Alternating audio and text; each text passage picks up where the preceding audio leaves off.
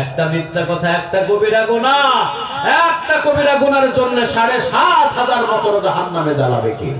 তালাশ করো আমার ঘর। আমাদের বাংলাদেশের ঘরগুলো তালাশ করলে মদ পাওয়া যায়, গাঁজা পাওয়া যায়, ঠিক কিনা? কোরআন খুঁজে পাওয়া যায় না, ঠিক কিনা? হাদিসের কোন কিতাব খুঁজে পাওয়া যায় না, বিশ্বনবীর জীবনী তাদের ঘরে খুঁজে পাওয়া যায় না, যাই হলো বিদেশি মদ। ওই রকম নেতা যদি বাংলাদেশে জন্ম নিত, পুরো বাংলাদেশে এক একটা জান্নাতের টুকরা হয়ে যেত, ঠিক কিনা? আজকে নেতার বাড়ি তালাশ করলে সব দেখবেন শুধুমাত্র মার্বেল টাইলস দিয়ে ঘর। বাংলাদেশে নয়, কানাডায় বানাইছে বইয়ের জন্য ঘর, ঠিক কিনা? বাংলাদেশে বানাইছে, এই টাকলারও ছিল, এদের বাংলাদেশেও থাকে, আবার এদের বউদের কানাডায় বাড়ি থাকে। টাকা পাইলা কই? তোমার টাকা 18 কোটি মানুষের রক্তের টাকা আছে, ঠিক কিনা? তোমার ছেলের ল্যান্ড ক্রুজার গাড়ি, বইয়ের একটা গাড়ি, নাতির একটা গাড়ি, নাতির নাতির আরেকটা গাড়ি, 10 জন সদস্য, 10টা গাড়ি, 10টা ড্রাইভার। এত টাকা পাও কই? সব টাকার ভিতরে বাংলাদেশের 18 কোটি গরিব মানুষের রক্তের টাকা আছে, ঠিক কিনা?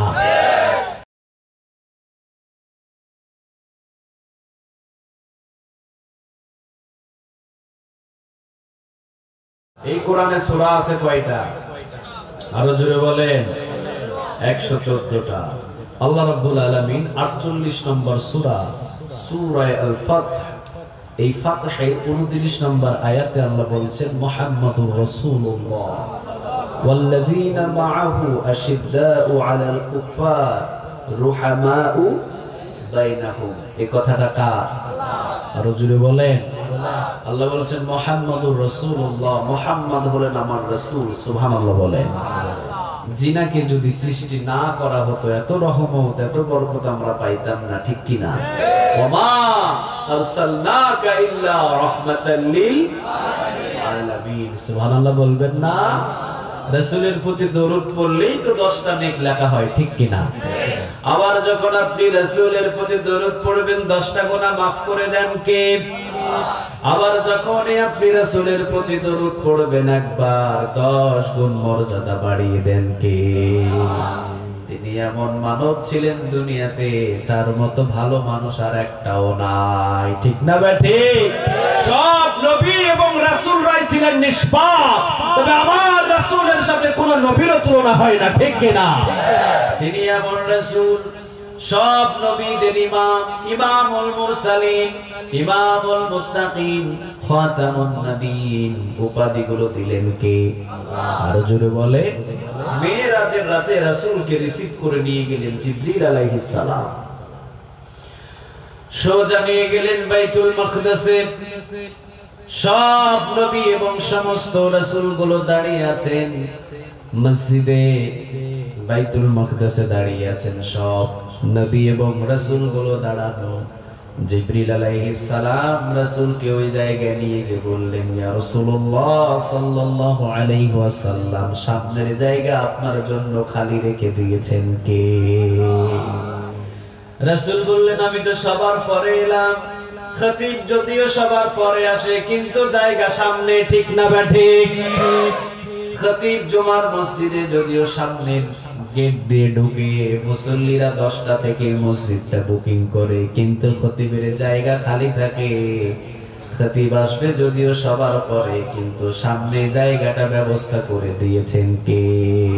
ইমাম খতিব সামনে থাকবে। সুবহানাল্লাহ বলেন। ও নবী, সমস্ত নবী এবং সমস্ত রাসূল এই মসজিদে, আপনার জন্য জায়গাটা খালি, 2 রাকাত নামাজ হবে এই জায়গায়। সমস্ত নবী এবং সমস্ত রাসূলগুলো আপনার পিছনে থাকবে, তারা হবেন মুত্তাকি, আর আপনাকে ইমামের দায়িত্ব দিয়েছেন কে? ইমামুল মুরসালিন, ইমামুল মুত্তাকিন। চিল্লা বলেন সুবহানাল্লাহ। কতটুকু সম্মান! সুবহানাল্লাহ বলবেন না? তিনি হলেন এমন রাসূল, জীবনে কোনোদিন মিথ্যা কথা বলেন নাই। বলছেন নাকি কোনোদিন? কথা কন না কেন? আমাদের ভিতরে মিথ্যা কথা আছে? হ্যাঁ, ছাড়তে হবে আজ থেকে। একটা মিথ্যা কথা, একটা কবিরা গুনাহ, একটা কবিরা গুনার জন্য ৭,৫০০ বছর জাহান্নামে জ্বালাবে কে? আমি কম বলছি ৭,৫০০ বছর, আরো বেশি হতে পারে। একটা কবিরা গুনাহ, একটা মিথ্যা কথা, খবরদার একটা মিথ্যা কথা ১০০০টা মিথ্যা কথা বলতে হয়, ঠিক না বা ঠিক? একটা মিথ্যা কথাকে চাপা দেওয়ার জন্য ১০০০টা মিথ্যা কথা বলতে হয়। রাসূল জীবনে কোনোদিন একটা মিথ্যা কথা বলেন নাই, নাই রাসূলের জীবনে মিথ্যা কথা। কাফেরেরা রাসূলকে উপাধি দিয়েছিলেন আল আমিন, সুবহানাল্লাহ বলেন। কি বলেছিলেন? কথা কন না কেন? আল আমিনের অর্থ কি? শুধু কি বিশ্বাসী বললে হবে? চূড়ান্ত বিশ্বাসী, যার উপরে আর কোনো বিশ্বাস হতে পারে না, ঠিক কিনা? রাসূল জীবনে মিথ্যা কথা বলেন নাই, রাসূল জীবনে কোনোদিন কাউকে কষ্ট দেন নাই, রাসূল জীবনে কোনোদিন কোনো মানুষকে গালি দেন নাই। রাসূল সব মানুষদের সাথেই সমান, ছোটদের সাথে আরো বেশি ভালোভাবে কথা বলতেন, আলহামদুলিল্লাহ বলেন। আদরও করতেন বেশি ছোটদেরকে। হুসাইন আর হাসান রাদিয়াল্লাহু তাআলা আনহুমা, রাসূল আসরের নামাজ পড়ছেন। কোন নামাজ? কথা কন না কেন? কোন নামাজ? আসরের নামাজ পড়ছেন আমার রাসূল। পিছন থেকে হুসাইন কাঁধের উপরে উঠে গেছেন। শত শত সাহাবীগুলো মসজিদে নববীতে, সব সাহাবীগুলো মসজিদে নববীতে রাসূল আল্লাহু আকবার বলে যখন সিজদায় গেলেন, হুসাইন লাফ দিয়ে কাঁধের উপরে উঠেছেন, আর হাসান রাদিয়াল্লাহু তাআলা আনহুমা পিছন থেকে টান ঠেলছেন। হুসাইন উঠেছে ঘোড়ার উপরে, নানাকে সিজদার ভিতরে ঘোড়া বানিয়েছেন হুসাইন, পিছন থেকে হাসান ঠেলছেন, কিন্তু রাসূল তো যায় না, রাসূল তো নামাজের ভিতরে, ঠিক না বেঠিক? কিন্তু দুইজন নাতি বুঝে না, একজন উঠলেন কাঁধের উপরে, কান ধরে ফেলেছে, আলহামদুলিল্লাহ। রাসূলের কান মোবারক ধরে কাঁধের উপরে উঠে আছেন। হুসাইন হাসান পিছন থেকে ঠেলেন, কিন্তু রাসূল যান না। রাসূল মাথাটাকে একটু একটু করে উঠানোর চেষ্টা করেন। সাহাবীরাও সিজদার ভিতরে পড়ে আছে, ঠিক না বেঠিক? সাহাবীরাও সিজদায়, রাসূলও সিজদায়। রাসূল সিজদা উঠাতে চান, কিন্তু হুসাইন যখনই উঠাতে চান তখনই একবার চেপে ধরে। যখনই হুসাইন চেপে ধরে, রাসূল আবার নিচের দিকে নামান। আবার যখন একটু উঠানোর ভাব করেন, হুসাইন আবার চেপে ধরেন, আবার রাসূল নিচেই থাকেন। যখন ওঠানোর ভাব করলেন রাসূল উঠাবেন, এমন সময় আল্লাহ রাব্বুল আলামিন জিবরিল আলাইহিস সালামকে বললেন, যাও আমার হাবিবকে বলে দাও, যতক্ষণ হুসাইন না ছাড়বে ততক্ষণ যেন আমার হাবিব সিজদা না উঠায়। সুবহানাল্লাহ বলবেন না? আর আমরা তো ছোট বাচ্চাগুলো মসজিদে আসলে এমন ধমক দিই, ধমকে ছুটে পায়খানা ছুটায় দিই, ঠিক কিনা? কেন আপনি ধমক দেন? ছোট বাচ্চা এসেছে মসজিদে, আপনি হাত ধরে পাশে দাঁড় করান। আজকে যদি ভালোবাসা দেখান, ও আর মসজিদ ছাড়বে না, ঠিক কিনা? আজকে ধমক দিবেন, ও আর জীবনে মসজিদে আসবে না। ও যাবে হলো গান বাজনার আড্ডায়, ও যাবে দোকানে, ও বদমাইশ হয়ে যাবে, বাটপার হবে। আর মসজিদে হাত ধরে ধরে ওকে সব সময়ের জন্য নামাজের কাতারে রাখবেন, ও আনন্দ পাবে, মসজিদে আসবে। ছোটবেলা থেকে যারা মসজিদে আসে, বড় হলেও অভ্যাস থেকে যায়, ঠিক কিনা? আর কিছু আছে মুরব্বি, এমন ধমক মারে পায়খানা ছুটায় ফেলে। ওই জন্য অনেক বাবাও আছেন, এই মুরব্বিদের ভয়ে নিজের বাচ্চাকেও মসজিদে নিয়ে যায় না, ঠিক কিনা? খবরদার, এটা বন্ধ করে দেন। বাচ্চাদেরকে মসজিদে জায়গা করে দেন। তুরস্কের হেডলাইন গুলোতে লেখা আছে, তুরস্কের হেডলাইন গুলোতে লেখা, সাবধান, মসজিদের পিছনে যদি ছোট ছোট বাচ্চাদের কিচির মিচির না শোনা যায়, তাহলে আগামীর দিন কিন্তু কঠিন দিন হবে। মসজিদ খালি হবে, বাজারগুলো পূরণ হবে, ঠিক কিনা? এইজন্য পিছনে যদি মসজিদের ছোট বাচ্চাদের কিচির মিচির শোনা যায়, বোঝা যায় মসজিদের মুসল্লি জীবনে কখনো কমবে না। রাসূল ছোট বাচ্চাদের বেশি পছন্দ করতেন, আলহামদুলিল্লাহ বলেন। রাসূলের একজন গোলাম ছিলেন, হযরত আনাস রাদিয়াল্লাহু তাআলা আনহু। 6 বছর বয়সে এসেছেন রাসূলের ঘরে। কয় বছর? কথা কন না কেন? একেবারে ছোট্ট মানুষ, 6 বছর বয়সে। খাদিজা রাদিয়াল্লাহু তাআলা আনহা বললেন, আপনি এনে দিয়ে কিছু কাজ করান না কেন? অভ্যাস করেন। রাসূল বললেন, কি কাজ করাবো আমি এনে দিয়ে? কোনো কাজ করানো লাগবে না। একটু একটু বড় হলো, 8 বছর বয়স। রাসূল বললেন, আনাস এই দিকে পাঠায়, ওই দিকে পাঠায়, এই দিকে নিয়ে যায়, ওই দিকে নিয়ে যায়। রাসূল বললেন, আনাস যাও, অমুক সাহাবীর বাড়ি থেকে অমুক একটা জিনিস নিয়ে আসো তো তুমি। চলে গেলেন আনাস রাদিয়াল্লাহু তাআলা আনহু। 6 থেকে 8 বছরের শিশু চলে গেলেন, কিন্তু বাচ্চা মানুষ রাস্তার পাশেই দেখছেন ছোট্ট ছোট্ট বাচ্চাগুলো খেলাধুলা করে। আনাস রাদিয়াল্লাহু তাআলা আনহুকে যে জিনিসটা আনতে বললেন ভুলে গেছেন তিনি, ছোট্ট বাচ্চাদের সাথে খেলাধুলা শুরু করেছে। রাসূলের কথা স্মরণ নেই। রাসূল কাজ করতে বলেছেন, অমুক সাহাবীর বাড়ি থেকে অমুক সুসংবাদ বা অমুক খবর অথবা অমুক জিনিসটা নিয়ে আসার জন্য বলেছেন। আনাস রাদিয়াল্লাহু তাআলা আনহুর স্মরণ নাই, ছোট্ট মানুষ খেলাধুলার ভিতরে লিপ্ত হয়েছেন। রাসূল দেখলেন কই আনাস আসে না কেন? বেলার দিকে তাকায়, দীর্ঘ সময় হলো আনাস রাদিয়াল্লাহু তাআলা আনহু আসে না কেন? এক পা দুই পা করে বাহির হলেন। বাহির হয়ে রাস্তার দিকে এসে দেখেন যে আনাসকে কাজের জন্য পাঠিয়েছিলেন, আনাস খেলার ভিতরে লিপ্ত। রাসূল একটা বড় ডাক দেন নাই, কারণ আনাসের খেলায় ডিস্টার্ব হবে। রাসূল দাঁড়িয়ে আছে, আনাসের খেলায় তারপরেও ডিস্টার্ব দেয় না। সুবহানাল্লাহ, কি মানবতা ছিলেন তা! আলহামদুলিল্লাহ বলবেন না? আমরা হলে কি করতাম? ওই যে খেলার ভিতরে আমি একটু সুযোগ খুঁজতাম, আমরা একটা হাতের ভিতরে আগে কি নিতাম, আপনারা কি বলেন? তাব্বা নাকি সোয়া? হ্যাঁ, সোয়া। আচ্ছা, একটা নিতাম। এরপরে দেখতাম যে ও কোন দিকে তাকায় আছে, পিছন পিছনে যাইতাম। আমার দিকে তাকাইলে আবার লুকায় ফেলতাম, ঠিক কিনা? আবার যখন অন্যদিকে তাকাইতো পিছন থেকে গিয়ে কোথায় মারতাম? কোথায় মারতেন? পিঠে না পিছনে? কোথায়? যেখানে একবারে টান থাকে, বেশি লাগবে, ওই জায়গায় মারতাম। রাসূল দাঁড়িয়ে আছেন, এখনো পর্যন্ত ছোট্ট 8 বছরের আনাসকে ডাক দেন না, ডাক দিলেন না।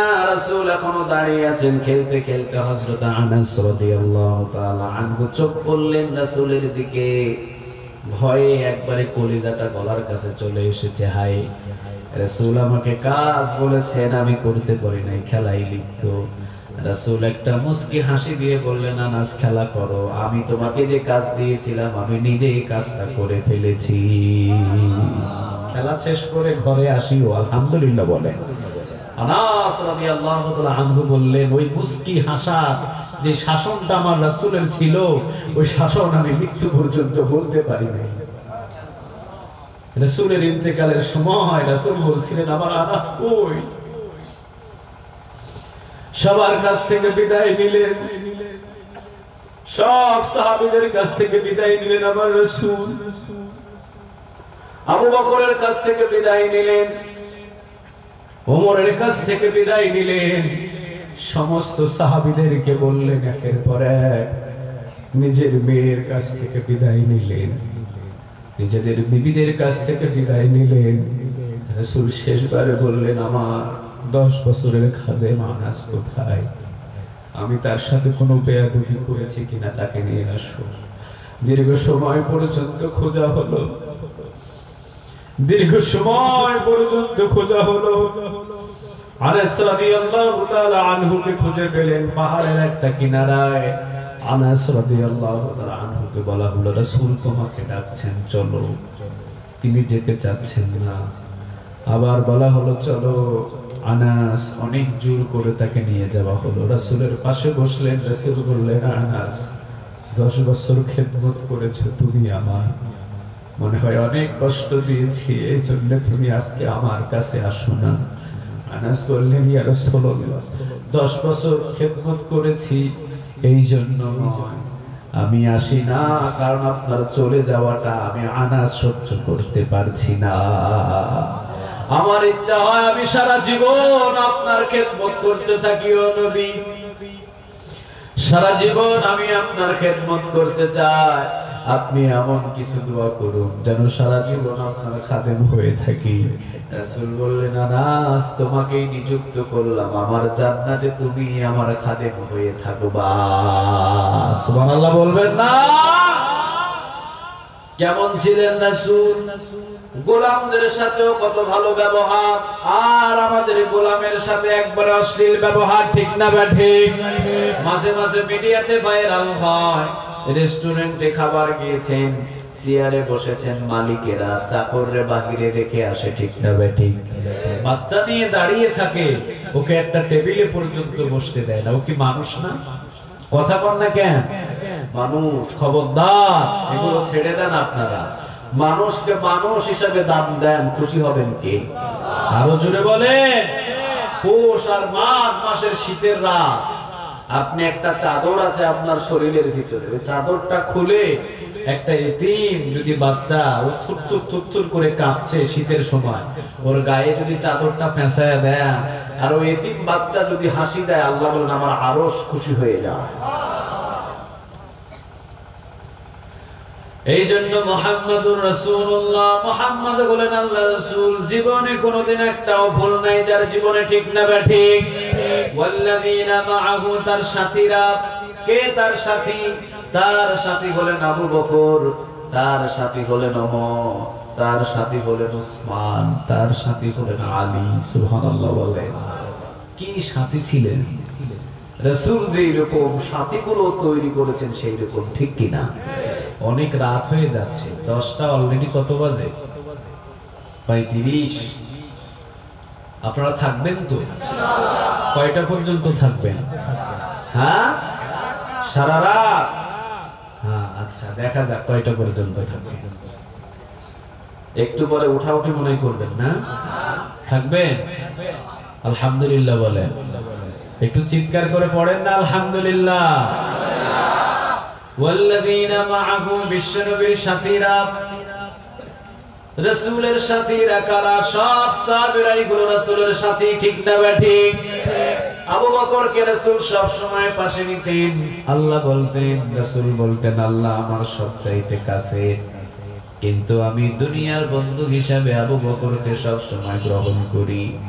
রাসূল বলতেন, আমার আবু বকর আশারে মুবাশশারা 10 জন সাহাবীদের ভিতরে প্রথম সুসংবাদ জান্নাতুল ফেরদাউসের আবু বকরকে দিলেন কে? দুনিয়াতে থাকতে অসংখ্য জান্নাতের সুসংবাদ পেয়েছেন আবু বকর, আলহামদুলিল্লাহ বলেন। অসংখ্য। আবু বকরকে চিনেন তো আপনারা? রাসূলের শ্বশুর ছিলেন। কি ছিলেন? কথা কন না কেন? আয়েশা রাদিয়াল্লাহু তাআলা আনহার বাবা, আলহামদুলিল্লাহ বলেন। কে আবু বকর? কি জীবন গড়েছিলেন তিনি? আয়েশা রাদিয়াল্লাহু তাআলা আনহা, তিনি একদিন রাতের বেলা রাসূলকে নিয়ে বাহির হলেন। রাসূল বাহির হলেন নিজের বিবিরে নিয়ে। আকাশের তারকা, অসংখ্য তারকা দেখা যায়। আয়েশা বললেন, নবী আমি তারকা গুনতে চাই। রাসূল বললেন, আকাশের তারকা গোনা কখনো সম্ভব নয়। গুনতে পারবেন আপনি? যখন আপনার ওই যে চৈত মাসের দিকে তারকা আকাশ ফাঁকা থাকে, অসংখ্য তারকা গোনা যায়। কথা কন না কেন? রাসূল বললেন, তুমি কি আকাশের তারকা গুনবা? ও আয়েশা, ওই আকাশের তারকার চাইতেও আমার একজন সাহাবী আছে যার আমলের চাইতেও বেশি। সুবহানাল্লাহ বলবেন? আয়েশা মনে করলেন আমার বাবার কথা মনে হয় বলবেন, আবু বকরের কথা কিন্তু না। রাসূল বললেন, যার আমলের চাইতেও বেশি তার নামটা হলেন হযরত ওমর। রাসূলের বিবি আয়েশা রাদিয়াল্লাহু তাআলা আনহা মনে কষ্ট পেলেন, নিজের বাবার কথা বলে নাই। সব সময় মেয়েরা দেখবেন নিজের বাবার প্রশংসা পছন্দ করে, ঠিক না বা ঠিক? আপনি আপনার বিবিকে কিনে দিয়েছেন 5000 টাকা দামের শাড়ি, যত পছন্দ না করে বাবা যদি 500 টাকার কিনে দেয় ওইটাই ওর কাছে বড়, ঠিক না ভাই ঠিক? আপনি আপনার পরনে লুঙ্গি কিনছেন 3000 টাকা, আর ওর বাবা কিনে দিছে আপনাকে 250 টাকা। ও 3000 টাকা চাইতে 250 টাকারে বলে এইটাই ভালো, বলে না? এটাই হলো আমার মা বোনদের ভালোবাসা, মা আর বাবার প্রতি সব সময় বড় দেখতে চায়। রাসূলের সাহাবী ওমরের কথা বলাতে আয়েশা রাদিয়াল্লাহু তাআলা আনহা মুখটাকে একবারে কালো করে ফেললেন। বাবার কথা তো বলেন নাই, মনে হয় আমার বাবা আবু বকরের চাইতে ওমরের আমল আরো বেশি। রাসূল বুঝতে পারলেন। রাসূল বললেন, আয়েশা তোমার বাবার কথা বলি নাই, আবু বকরের কথা বলে নাই, এই জন্য মনে হয় অনেক কষ্ট পেয়েছো অন্তরের ভিতরে। তোমার বাবার কথা তো আমি রাসূলকে বলা লাগে না, তোমার বাবার কথা একজনা বলেন, বলেন তিনি কে? আমাকে তো বলা লাগে না তোমার বাবার কথা, তোমার বাবার সব কথাগুলো বলেন কে? আল্লাহ রাব্বুল আলামিন বলেন তোমার বাবার জন্য আয়াত নাযিল করেছেন। সুবহানাল্লাহ বলেন। আবু বকর সিদ্দিক রাদিয়াল্লাহু তাআলা আনহু অসংখ্য ধন সম্পদের মালিক ছিলেন, সবগুলো বিলিয়ে দিয়েছেন আল্লাহর রাস্তায়। সুবহানাল্লাহ বলবেন না? একদিন একটা চাটাই জামা ছিল, অনেক দামি একটা জামা, পরনে জামা বিক্রি করে দিলেন আবু বকর। ওই জামার মাপ দিয়ে একটা চট কিনলেন, চট কিনে খেজুর পাতা এবং খেজুরের কাঁটা দিয়ে সেলাই করে চটের জামা পরেছেন আবু বকর। দামি জামাটা আল্লাহর রাস্তায় দান করে দিলেন। জিবরিল আলাইহিস সালাম এসেছেন রাসূলের সামনে চটের জামা পরে। সুবহানাল্লাহ। রাসূল বললেন ভাই জিবরিল চটের জামা কেন? জিবরিল বললেন ইয়া রাসূলুল্লাহ আপনার সাহাবী আবু বকর আজকে চটের জামা পরেছে, এই জন্য আমি জিবরিল নই, যত ফেরেশতা আছে সমস্ত ফেরেশতাদেরকে চটের জামা পরার জন্য অনুমতি দিয়েছে কে? সুবহানাল্লাহ বলে। কতটা ভালোবাসা আবু বকরের, সব কিছু দান করে দিয়েছেন, নিজের জামাও দান করে দিয়েছিলেন আবু বকর, নিজের জামাও দান করে দিলেন। আবু বকর সিদ্দিক রাদিয়াল্লাহু তাআলা আনহু তিনি ছিলেন খলিফা, তিনি রাসূল ইন্তেকালের পরে তিনি দায়িত্ব পেয়েছিলেন, কিন্তু রাসূল থাকতে এমন ভাবে দান করেছেন ঘরের ভিতরে একটা স্বর্ণময়ী সুইও রাখে নাই। ঠিক না বেঠিক? আবু বকর রাসূল একটা যুদ্ধের ময়দানে যাওয়ার সময় রাসূল বললেন কে কে দান করবা আমার চাদরে করো। চাদরের উপরে দান করা সুন্নাত। সুবহানাল্লাহ বলেন। চাদরের উপরে দান করা সুন্নাত। রাসূল চাদর বিছিয়ে দিতেন, সাহাবীরা দান করত, সবাই করলেন। আবু বকর সর্বশেষ আসলেন, রাসূল আবু বকরের চোখের দিকে তাকালেন, চোখে পানি। রাসূল বললেন কি এনেছো দাও। কয়েকটা দিরহাম, একটুখানি খুদ, আর কয়েকটা দিরহাম আর একটুখানি আটা হতে পারে, সামান্য কিছু দান করলেন। শরম লজ্জা পেলেন আবু বকর, সবাই অনেক কিছু দিয়েছে, আমি এতটুকু দিলাম। রাসূল বললেন আজকে বেশির হিসাব হবে না, আজকে যে কম দিয়েছে ওটাই আগে কবুল করেছেন কে? আরে এত কিছু দিলাম, আমাদের গুলো কবুল হচ্ছে না, আবু বকরের অল্প দেওয়াতে এত প্রশংসা কেন রাসূল? রাসূল বললেন তুমি কত দিয়েছো? 2 ভাগ দিয়েছি, 1 ভাগ রেখে এসেছি। আমি 3 ভাগের 2 ভাগ এনেছি, 1 ভাগ রেখে এসেছি। কেউ বললেন 1 ভাগ এনেছি, 2 ভাগ রেখে এসেছি। রাসূল সর্বশেষ বললেন আবু বকর কি রাখলা, কি আনলা? আবু বকর বললেন নবী আসার সময় যা ছিল প্রায় সবই নিয়ে এসেছি। আসার সময় আমার বিবির হাতে দেখলাম একটা স্বর্ণমুখী সুই, সুইটা আমি আমার বিবির হাত থেকে নিয়ে আমি বললাম বিবি জীবনে যদি বেঁচে থাকি সুই আমি আবার তোকে কিনে দিব, কিন্তু আজকে ইসলামের পরিস্থিতি খারাপ, এই সুইটাও আল্লাহর রাস্তায় দান করে দিলাম। সুবহানাল্লাহ বলে। সুইটা আনলাম, ঘরে কি রেখে আসলাম? আবু বকর বললেন নবী যা কিছু ছিল সব কিছু নিয়ে এসেছি, ঘরে শুধু রেখে এসেছি লা ইলাহা ইল্লাল্লাহ, লা ইলাহা ইল্লাল্লাহ মুহাম্মাদুর রাসূলুল্লাহ সাল্লাল্লাহু। ক্ষমতার চেয়ার পেলেন আবু বকর, ক্ষমতার চেয়ারে বসলেন আবু বকর, জীবনে কখনো আরাম আরায়েশ করে নাই। সুবহানাল্লাহ বলেন। কিন্তু আমরা তো যদি একটু দায়িত্ব পাই আরাম আয়েশের শেষ নাই। ঠিক না বেঠিক? ওমর রাদিয়াল্লাহু তাআলা আনহু তার কাছে ছিল বিধবাদের লিস্ট। কিসের লিস্ট ছিল? কথা কর না কেন? বিধবা কারা? যাদের কি নাই, স্বামী নাই, এই বিধবাদের একটা লিস্ট ছিল ওমরের কাছে, আবু বকর দিয়েছিলেন। এই আবু বকর, এই লিস্টটা আবু বকর লিখে ওমরকে বলেন ওমর এই বিধবাদের লিস্ট তোমারে দিলাম, ভালোভাবে খবর নিও এদের। ওমর তো খবর নেই, সব বিধবাদেরই প্রায় খবর নেয়, কিন্তু ওমরের আগে আরেকজনা খবর নেয়, তিনি বলেন আবু বকর। সুবহানাল্লাহ বলেন। একটা বিধবা একেবারে বৃদ্ধা মানুষ, ঘরের কাজ করে দেওয়ার জন্য ওমর রওনা দিলেন ফজর নামাজের পরে। ফজর নামাজের পর রওনা দিলেন ওমর। গিয়ে বললেন, মা আপনার ঘরের ভিতরে কি কাজ আছে আপনি বলেন। ভিতরে সেই ওমর বললেন, ঘরের কাজগুলো দেন আমি করে দিই। আপনার তো স্বামীও নাই, ছেলেও নাই, মেয়েও নাই, আপনার বয়স হয়েছে মা অনেক বছর, আপনার ঘরের সবচেয়ে শক্তিশালী কাজগুলো আমি ওমর করে দিই।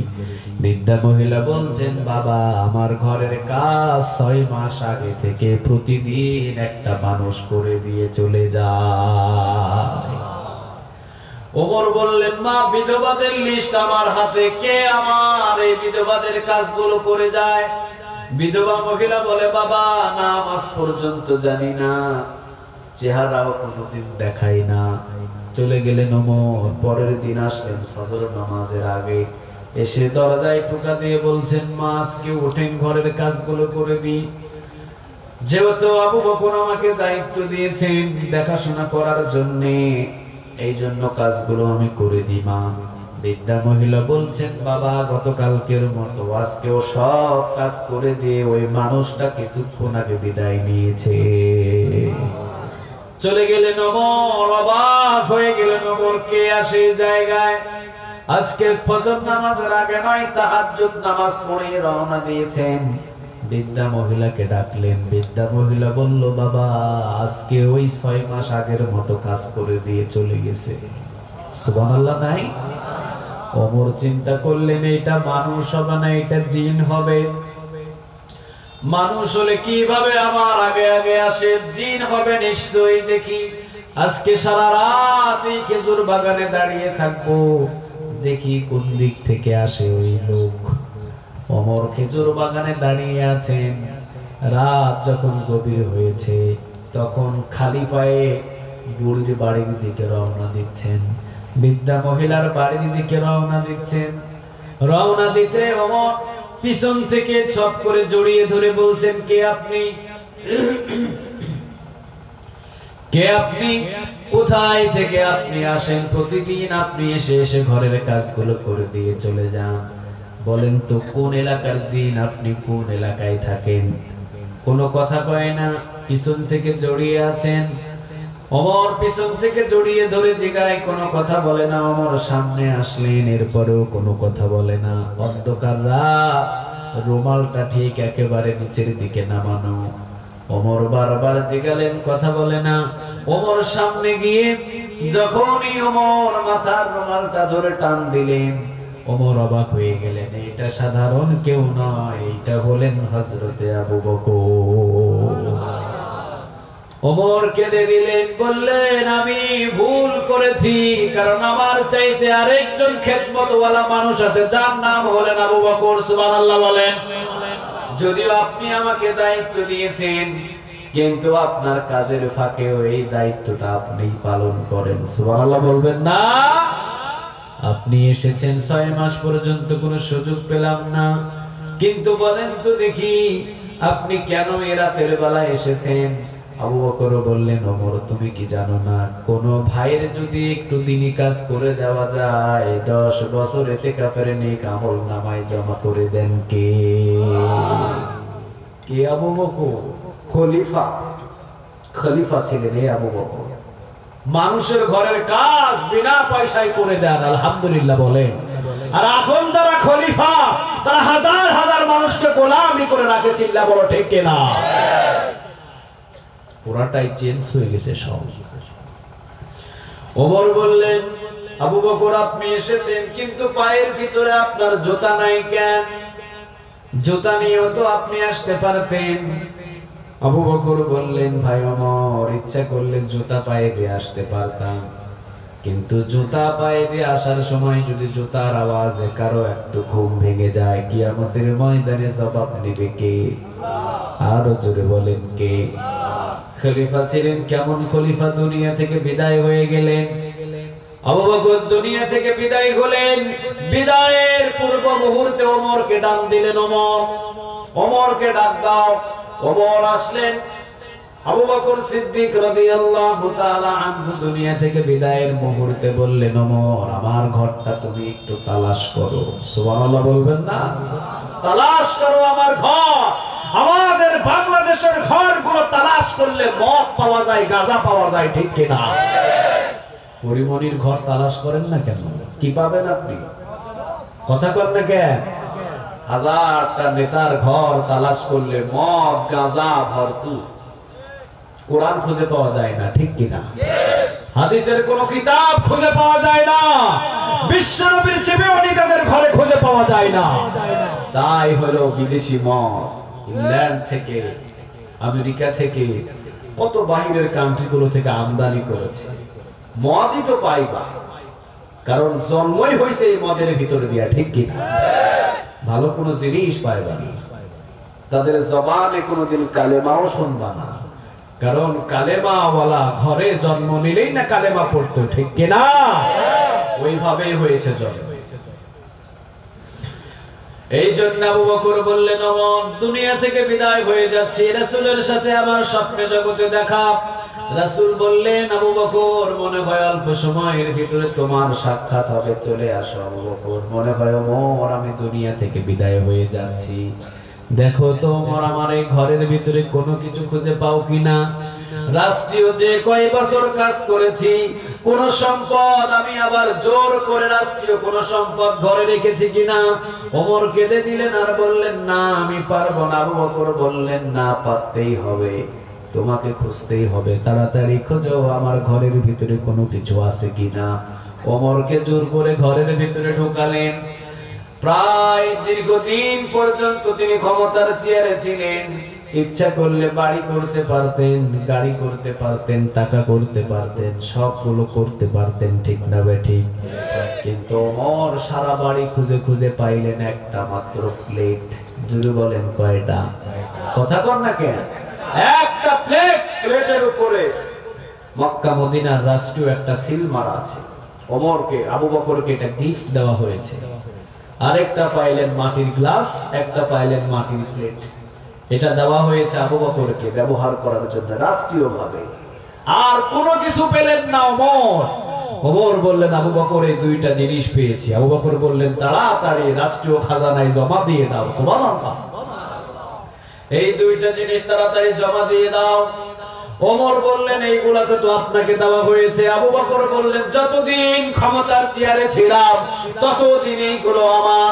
এখন আবু বকরের ক্ষমতাও নাই, এখন আবু বকরের রাষ্ট্রীয় কাজও নাই, এই প্লেট আর এই গ্লাসের প্রয়োজন নাই। মাটির গ্লাস মাটির প্লেট পর্যন্ত রাখে নাই, জমা দিয়ে দিলেন সরকারি খাজানায়। সুবহানাল্লাহ বলবেন না? ওই রকম নেতা যদি বাংলাদেশে জন্ম নিত, পুরো বাংলাদেশে এক একটা জান্নাতের টুকরা হয়ে যেত, ঠিক কিনা?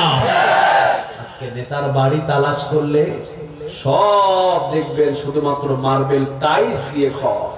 বাংলাদেশে নয়, কানাডায় বানাইছে বইয়ের জন্য ঘর, ঠিক কিনা? বাংলাদেশে বানাইছে নতুন সঙ্গীর জন্য ঘর, যেগুলো বাংলাদেশ থাকতেই পারে দু চারটা ফ্রেন্ড, ঠিক কিনা? আছে তো, টাকলার নাই, কে ছিল? এই দেখেন মাহি বলে নাকি, এই টাকলারও ছিল। এদের বাংলাদেশেও থাকে, আবার এদের বউদের কানাডায় বাড়ি থাকে। টাকা পাইলা কই? তোমার টাকা 18 কোটি মানুষের রক্তের টাকা আছে, ঠিক কিনা? তোমার ছেলের ল্যান্ড ক্রুজার গাড়ি, বউয়ের একটা গাড়ি, নাতির একটা গাড়ি, নাতির নাতির আরেকটা গাড়ি, 10 জন সদস্য, 10টা গাড়ি, 10টা ড্রাইভার। এত টাকা পাও কই? সব টাকার ভিতরে বাংলাদেশের 18 কোটি গরিব মানুষের রক্তের টাকা আছে, ঠিক কিনা? আর ওমর সারা ঘর খুঁজে খুঁজে দুইটা জিনিস পেলেন। কয়টা? আরো জুড়ে বলেন। একটা মাটির প্লেট, একটা মাটির গ্লাস। আবু বকর বললেন, এইটাই জমা দিয়ে দাও। আলহামদুলিল্লাহ। কিয়ামতের ময়দানে আল্লাহর দরবারে যখন দাঁড়াবো, যখনই বলবেন, আল্লাহ আবু বকর কেমন ভাবে ক্ষমতা চালাইছিলা, কিভাবে আমার কাছে এসেছো, সেই দিন আমি আবু বকর বলতে পারবো, আল্লাহ ওই যে ওমর আছে, ওমর সারা ঘর আমার তালাশ করেছে, যা দুইটা জিনিস পেয়েছে আবার রাষ্ট্রীয় খাজানায় জমা দিয়ে দিয়েছি। সুবহানাল্লাহ বলবেন না? অন্যের সম্পদ আপনি যদি আত্মসাৎ করেন, কিয়ামতের ময়দানে আপনাকে ধরবে কে? আরো জোরে বলেন। মুহাম্মাদুর রাসূলুল্লাহ, তিনি হলেন আল্লাহর রাসূল। ওয়াল্লাযীনা মাআহু, রাসূলের সাথীরা কেমন ছিলেন? আরেকজন হলেন ওমর। কেমন ওমর?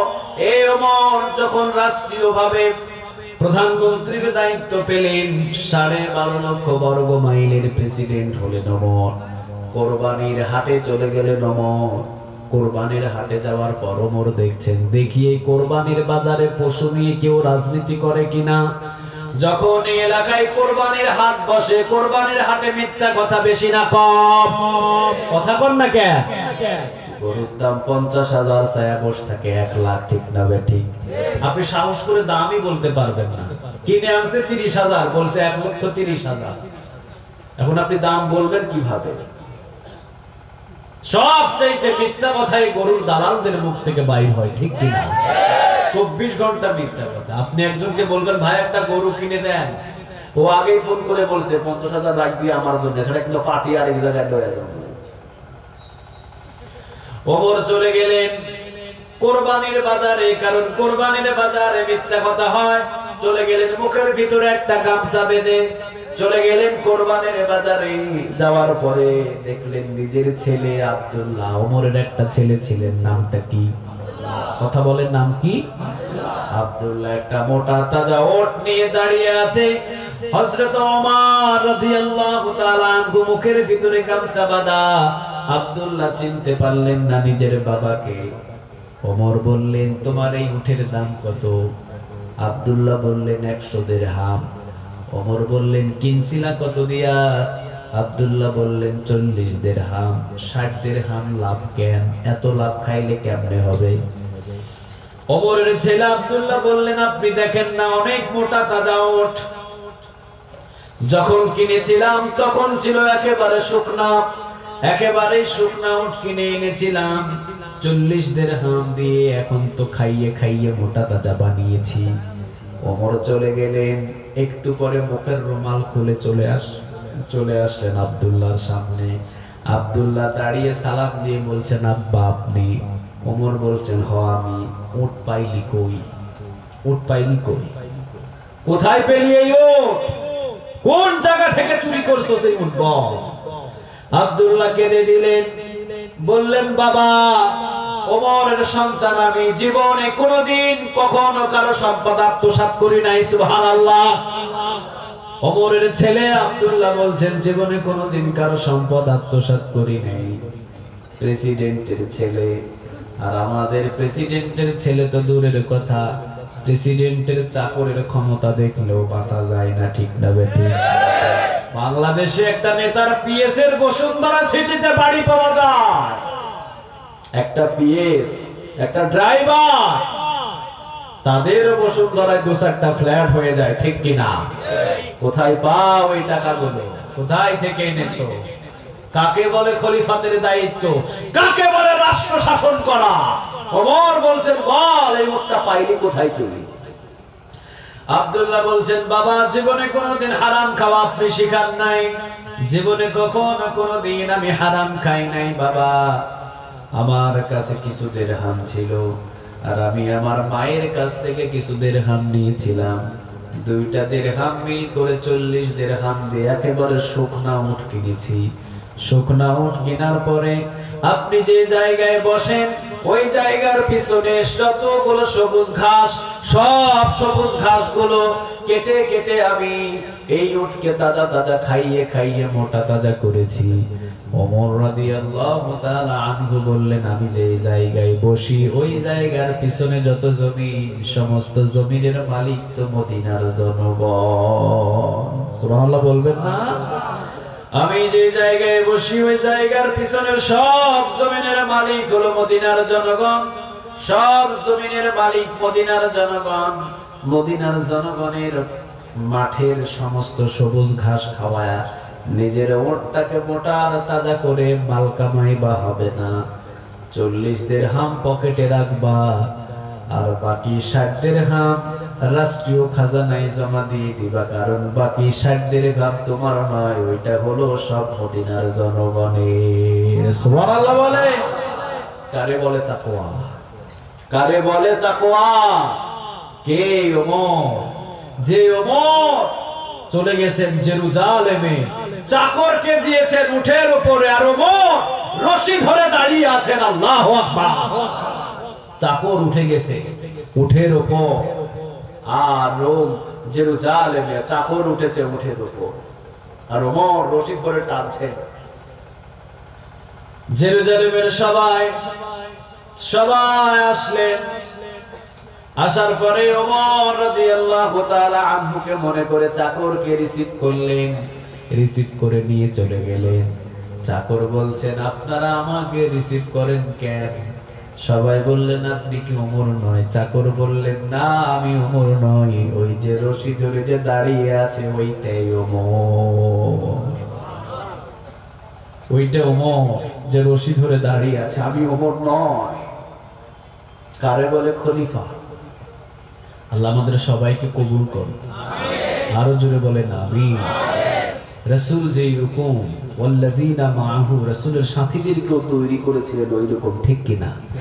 যারা ক্ষমতার চেয়ারে বসেছো, রাসূলের জীবন ফলো করো, খলিফাদের জীবন ফলো করো, ওইভাবে জীবন চালাও। আল্লাহ চাহে তো তাদের কাতারে উঠাতে পারেন, ঠিক কিনা? আল্লাহ আমাদের সবাইকে কবুল করুন। যতটুকু আলোচনা করলাম সূরা আল ফাতহের 29 নম্বর আয়াত থেকে, সব আলোচনা করা সম্ভব না, আমার শরীরও একেবারে যে ভালো তা না। আমি মারাত্মকভাবে একটা অ্যাক্সিডেন্ট হয়েছি। আল্লাহ সুবহানাহু ওয়া তাআলা যে আমাকে মানে এখানে নিয়ে আসতেন, আল্লাহর বড় একটা কুদরত। যে যতটুকু আলোচনা করেছি, আলোচনা অনুযায়ী আমাদের সবাইকে আমল করার তৌফিক দান করুক, আমিন। রহমনা লানাকুনান্না মিনাল খাসিরিন। وربنا ظلمنا أنفسنا وإن لم تغفر لنا وترحمنا لنكونن من الخاسرين. ربنا لا تزغ قلوبنا بعد إذ هديتنا وهب لنا من لدنك رحمة إنك أنت الوهاب. رب اجعلني مقيم الصلاة ومن ذريتي ربنا وتقبل دعاء. ربنا اغفر لي ولوالدي وللمؤمنين يوم يقوم الحساب.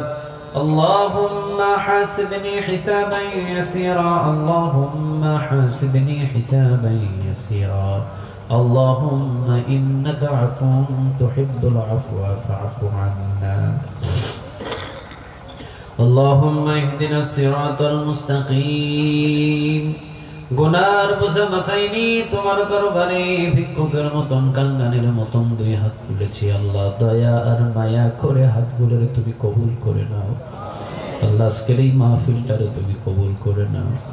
আল্লাহ আজকের এই মাহফিলে প্রথম থেকে শেষ পর্যন্ত যারা এই আয়োজনের সাথে ছিল, দয়া আর মায়া করে আল্লাহ প্রত্যেকের কাজগুলোকে কবুল করো। রব্বি কারীম, এই যুবকরা অনেক কষ্টের মাধ্যম দিয়ে আজকের আঞ্জাম দিয়েছে। নাকে তো বৃষ্টি, আরেক তো হলো মাঠে ময়দানে অনেক সময় ভিজা ভিজা জায়গা। যুবকদের আঞ্জামতে তুমি এইভাবে রহমত বরকত দিয়ে কবুল করেছো, আমরা অসীম। ও আল্লাহ, তোমার দয়ার ভিখারি, তোমার কাছে দয়া চাই। নিশ্চয় আজকের এই কোরআনের ময়দানটারে তুমি আরশ পর্যন্ত কবুল করে নাও। এর উসিলায় যারা আঞ্জাম দিলেন প্রত্যেকটা যুবকদেরকে আল্লাহ তাদের পিছনের গুনাহগুলো তুমি মাফ করে দাও। খালিদ বিন ওয়ালিদ রাদিয়াল্লাহু তাআলা আনহুর মতো আল্লাহ প্রত্যেকটা যুবকদেরকে তুমি দামি বানায়া দাও। আল্লাহ, যে তোমার গোলাম এই মাহফিলের প্রতিষ্ঠিত ইসহাক সাহেব, তিনি দুনিয়া থেকে বিদায় হয়ে গেছেন, তার কবরটা জান্নাতের বাগান বানায়া দাও। তার অন্ধকার কবরে আজকের এই মাহফিলের হাদিয়া তুমি পৌঁছায়া দিও। অত্র অঞ্চলে যত কবরে যত নর আর যত নারী দুনিয়া থেকে বিদায় হয়ে গেছেন, আল্লাহ তাদের অন্ধকার কবরে আজকের মাহফিলের হাদিয়া পৌঁছায়া দিও। রব্বি কারীম, আজকের মাহফিলের সভাপতি থেকে সেক্রেটারি থেকে সহসভাপতি থেকে যারা আছেন গণ্যমান্য ব্যক্তি, আমার সামনে যত মুসল্লি, সবাইরে তোমার গোলাম হিসাবে কবুল করে সামিয়ানা থেকে পাখির খাওয়ার আগে পিছনের গুনাহগুলো আমাদের মাফ করে দাও। আমরা যা চাই তোমার কাছে এই ময়দানে তুমি কবুল করে নাও গো আল্লাহ। আল্লাহ, আজকের এই কোরআনের মাহফিলে যত মানুষ প্রবাস থেকে টাকা পয়সা পাঠিয়েছেন, প্রত্যেককে উহুদ পাহাড় পরিমাণ তুমি নেকের ভান্ডার দান করে দাও। বিদেশের জমিনে কামাই রুজির ভিতরে তুমি বরকত দিয়ে দিও আল্লাহ। ও আল্লাহ, বর্তমান যারা এই মাহফিলের কমিটির মধ্যে আছেন তাদের হায়াতের বৃদ্ধি করে দিও, হায়াতে বরকত দিও, হায়াতে তাইয়্যিবা তুমি দান করে দিও, সুস্থতা দান করে দিও। কিয়ামত পর্যন্ত এই মাহফিলটা একের পর এক কমিটি নিযুক্ত হয়ে জারি রাখার জন্য সবাইরে কবুল করে নিও। রব্বি কারীম এলাকার যত অসুস্থ ব্যক্তি আছে সবাইরে তুমি সুস্থ দান করে দিও। মাসুম বাচ্চা হোক, বৃদ্ধ হোক, বিদ্যা হোক, যারাই অসুস্থ আছে সবাইরে সুস্থ দান করো আল্লাহ। ও আল্লাহ, যত মাজলুম ব্যক্তি এলাকায় আছে সবাইরে তুমি আল্লাহ গায়েব থেকে হিকমত দান করো। ও রব্বি কারীম, পৃথিবীর ভিতরে যত মাজলুম, সব মাজলুমদেরকে গায়েব থেকে তুমি রহমত বরকতের দুয়ার খুলে দিও। ওই মাজলুমদের তুমি ছাড়া তো দ্বিতীয়ত আর কেউ থাকে না আল্লাহ। ও আল্লাহ, আমার বাংলাদেশে অনেকে মাজলুম অবস্থায় আছেন, আমার হামজা ভাইয়ের উপরে খাস রহমত করো, কাজী ইব্রাহিমের উপরে খাস রহমত করো আল্লাহ, মামুনুল হকের উপরে খাস রহমত করো, খালেদ সাইফুল্লাহ আইয়ুবের উপরে খাস রহমত করো, আল্লামা সাইদের উপরে খাস রহমত করো আল্লাহ। এই গোলামদেরকে আবার তুমি কোরআনের ময়দানে কবুল করে নিও আল্লাহ। কোরআন থেকে অনেক তাফসীর শুনি, কিন্তু ওই 50 বছরের কোরআনের দাওয়াতে কাজের গোলামের মতো কোরআনের তাফসীর শুনতে পাই না। রব্বি কারীম, আজ পর্যন্ত তার যুক্তি, তার কোরআনের আয়াত তেলাওয়াত, তার আলোচনা শুনলে অজরে চোখের পানিতে আল্লাহ গালগুলো ভিজে যায়। ওই আলোচনা যদি সামনাসামনি বসে বসে শুনতে পারতাম, কলিজাটাতে অনেক তৃপ্তি পেতাম আল্লাহ। আবার ময়দানে তুমি গোলামটাকে কবুল করে নিও। আমার হামজা ভাইয়ের কোরআনের কথা ময়দানে বলার জন্য সুযোগ করে দিও। মামুনুল হকের হক কথাগুলো ময়দানে এসে বলার জন্য তুমি সুযোগ করে দিও। চোখ আর কলিজাটা শীতল করার মতো খালেদ সাইফুল্লাহ আইয়ুবের আলোচনা শোনার জন্য আমাদের সবাইকে এবং তাকে কবুল করে নিও। রব্বে কারীম, তারা অসুস্থ থাকলে সুস্থতা বানাইয়া দিও। আবার ময়দানে তুমি তাদেরকে অতি অল্প সময়ে আল্লাহ কবুল করে নিও। আমরা যারা আছি এই কোরআনের ময়দানে কোরআনের কর্মী হওয়ার জন্য সবাইকে কবুল করো আল্লাহ। দুনিয়ায় তোমার গোলাম হয়ে দুনিয়া জীবন যাপন করার জন্য আমাদের সবাইকে কবুল করে নাও আল্লাহ। অনেক ছাত্র ভাইগুলো এই জায়গায় আছেন, অনেকে ডাক্তার, অনেকে ইঞ্জিনিয়ার, অনেকে অনেক ধরনের শিক্ষা অর্জন করে বড় বড় হওয়ার জন্য আশা নিয়ে বসে আছেন। প্রত্যেকের চাহিদাগুলো তুমি পূরণ করে দাও ও আল্লাহ। এই যুবকদের গুনাহগুলো তুমি মাফ করে দাও। যত মুরব্বী আছেন আবু বকরের মতো কবুল করো, যত মধ্য বয়সী আছেন ওমরের মতো কবুল করো, যত মাসুম বাচ্চাগুলো এসেছেন আল্লাহ হাসান হুসাইন রাদিয়াল্লাহু তাআলা আনহুদের মতো কবুল করো।